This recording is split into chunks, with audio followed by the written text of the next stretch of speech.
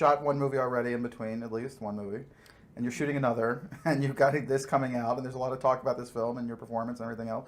Is it weird to have all of that going on in your brain at the same time, or do you just separate it out and...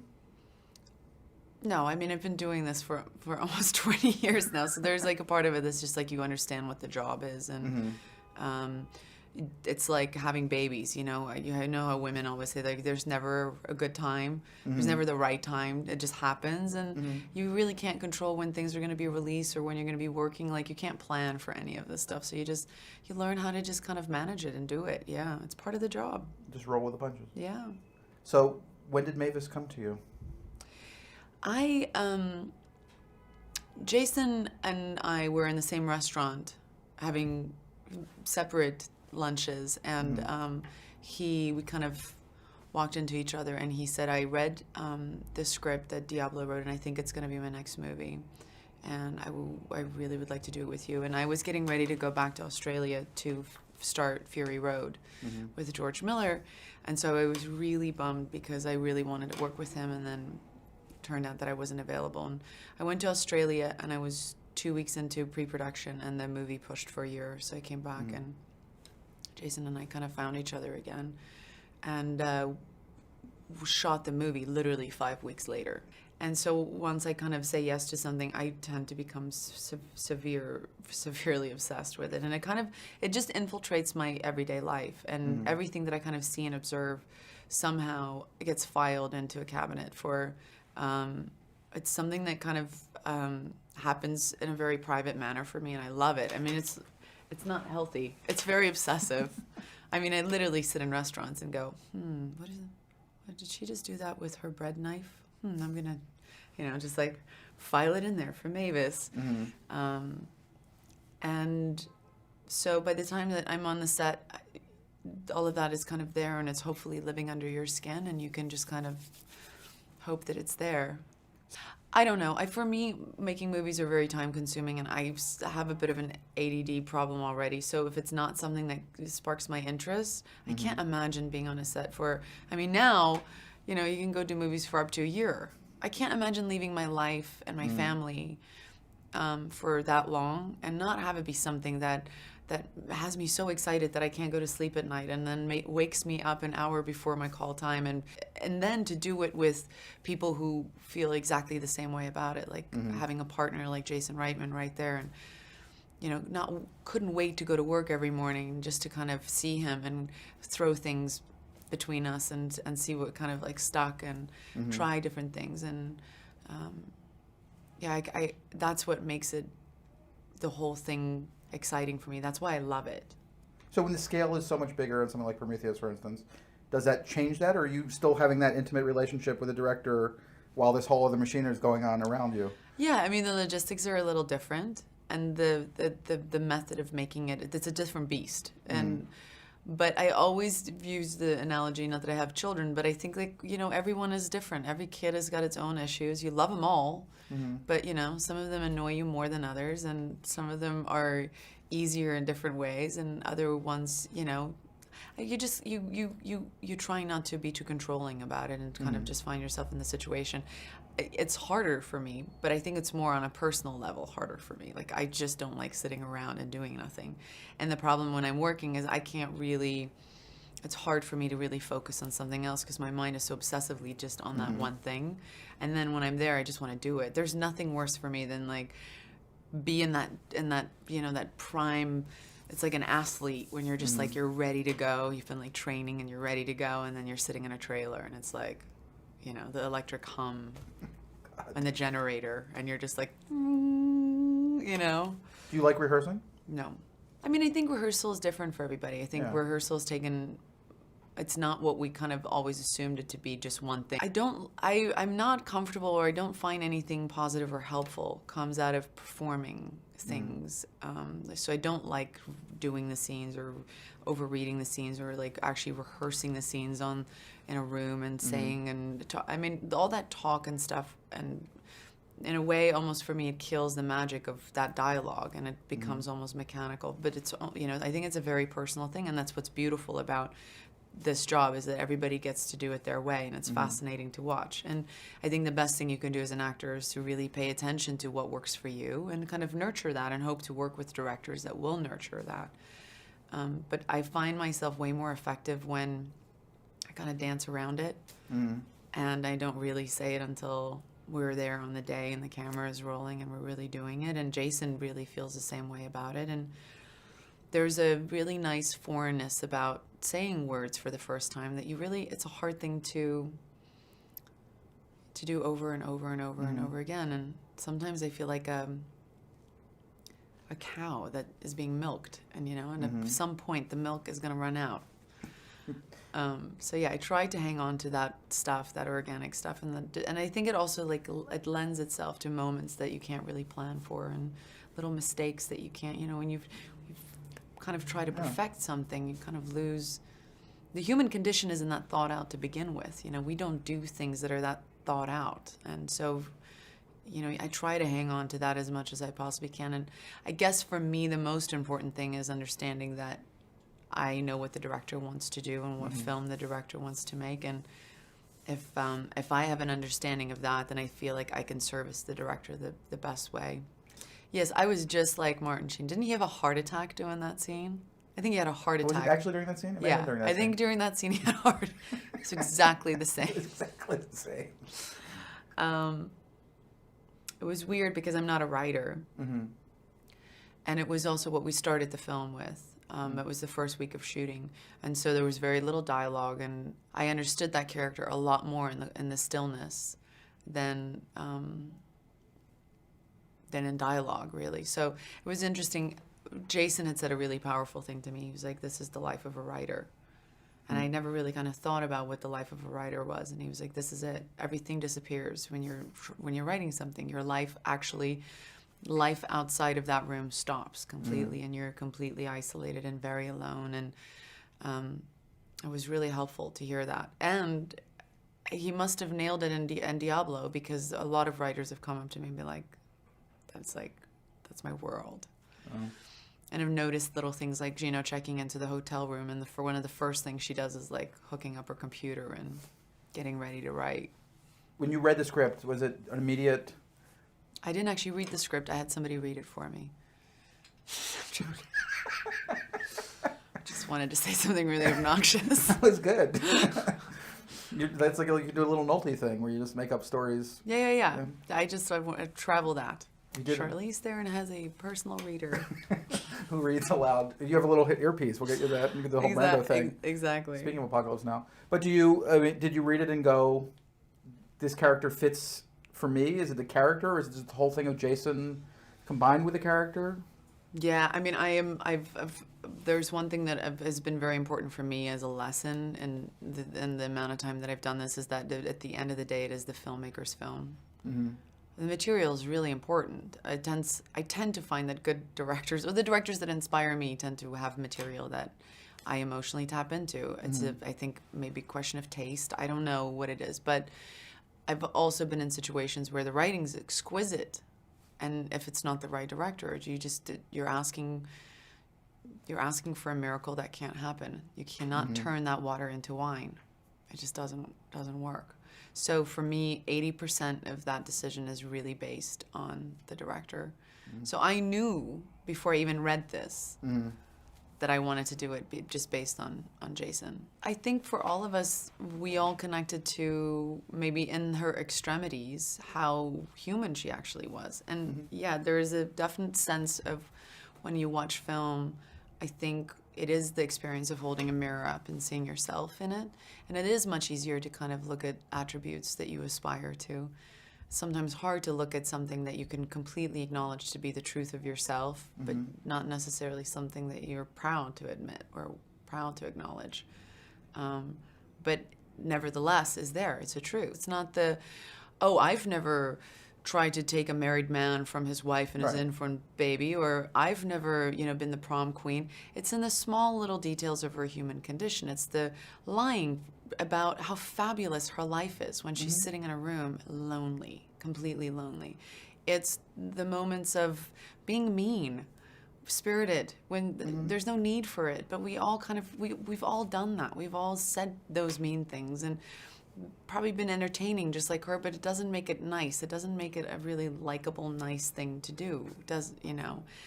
I think there's this sense of the loneliness that this character, this emptiness that this character, it really for me was what grounded this whole character. That you could get away with the things that she does just based on the fact that no human being cannot say that they haven't felt that.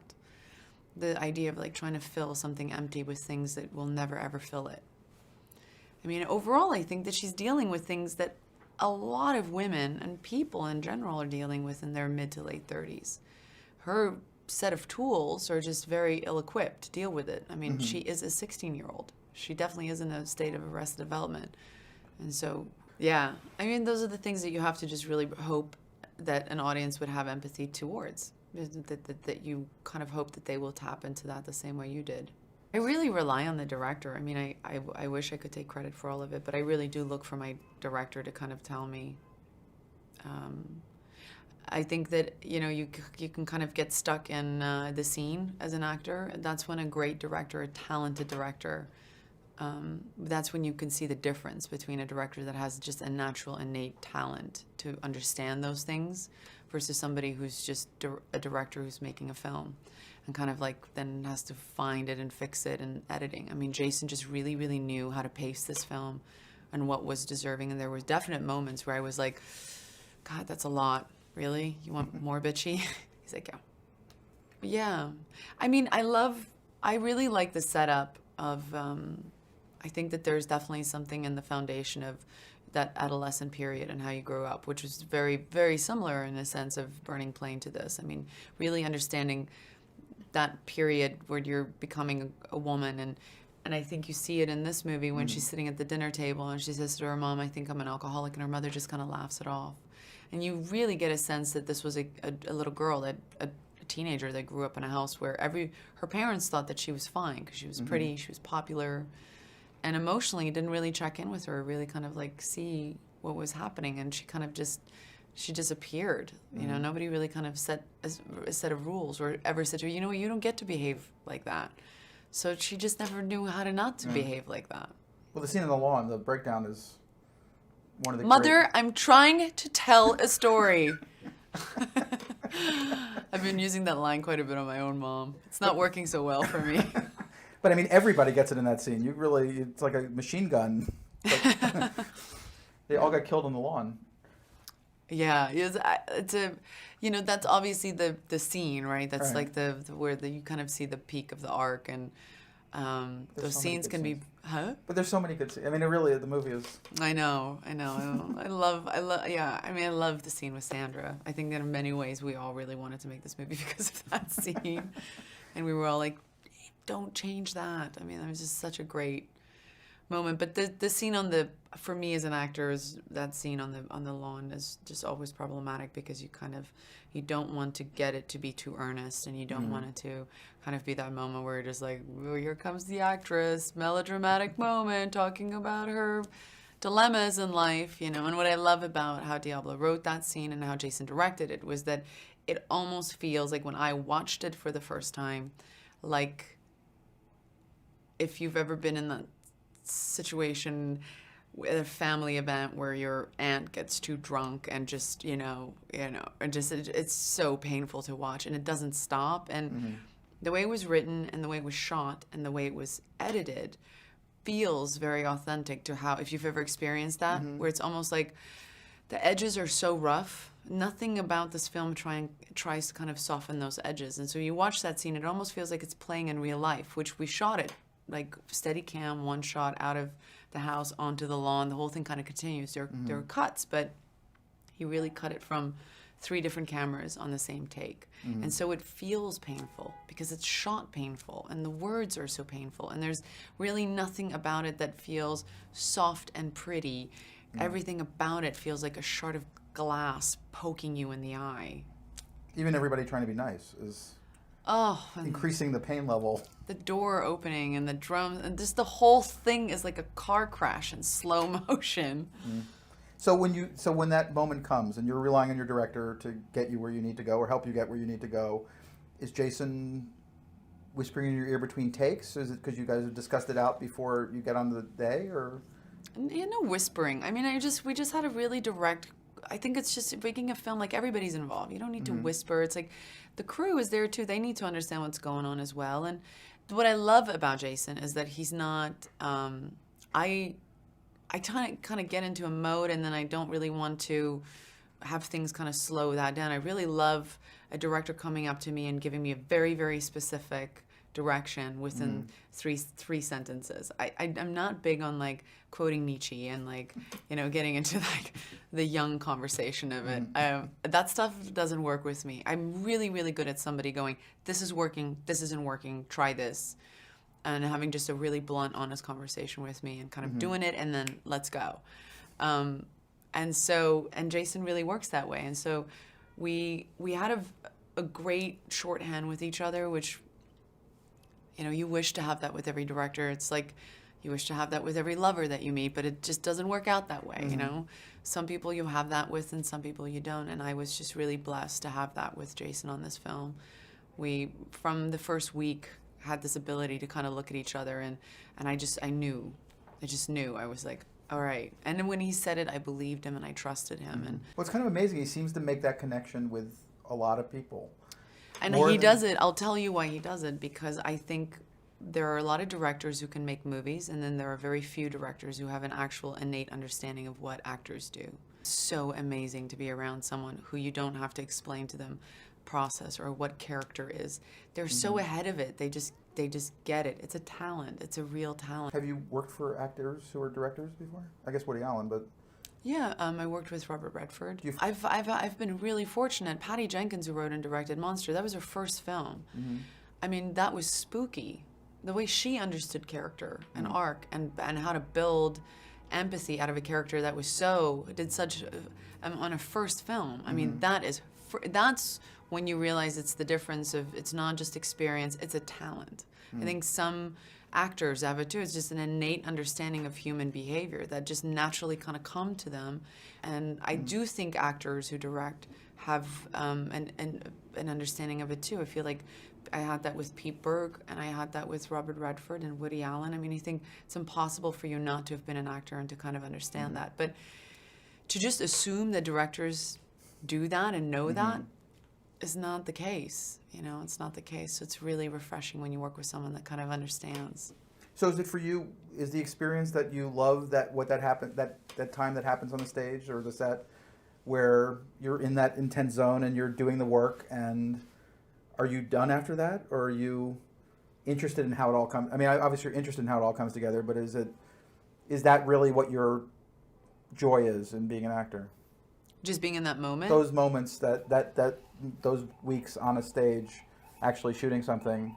I like all of it, I have to say. I mean, that's why I produce. I really, really, really love this industry, and I love very different facets and parts of it, and things that 10 years, I would have never thought if somebody said to me, oh, you want to produce, there are things that I'm now discovering that I really, really love about it. And so I am fascinated about the whole financing process of it and how a film comes together and what happens to a film and not just in editing it, but in the whole marketing process and what the market is out there right now. I mean, I just really love all of that stuff. So, yeah, I mean, there's something really enjoyable about finding that moment when I think, it takes about a week or so where you really, really tap into it and you're in it.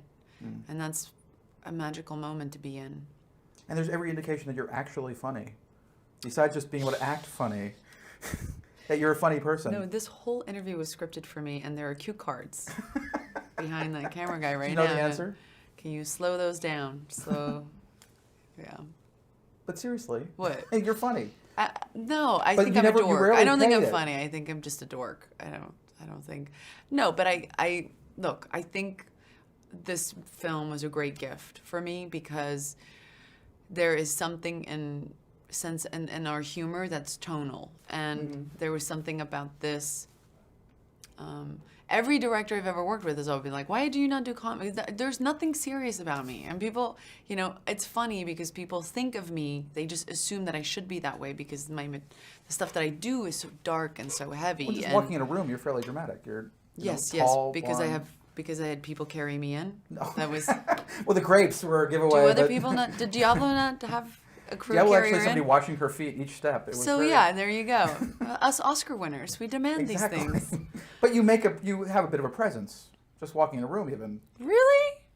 Oh, please. I mean, I don't think about things like that. I just know,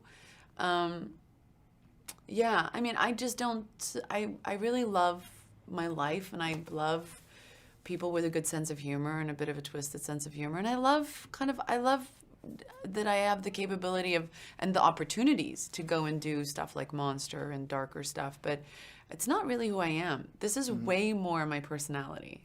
And I've never gotten a chance to do that, you know, and I think this was I feel really lucky that I was given the opportunity to do something that I don't think of this as a comedy at all. But it was the first time that I got to do something that felt like it kind of played in the box of my sense of humor and that kind of twisted tone that I've not been a part of, and I haven't had a chance to be a part of. And I guess just like Monster, how Patty kind of saw an ability to do something like that, I feel really grateful that Jason saw an ability in me to kind of pull this off, because I don't think I've ever done anything in my career that would have set that tone or made you believe that.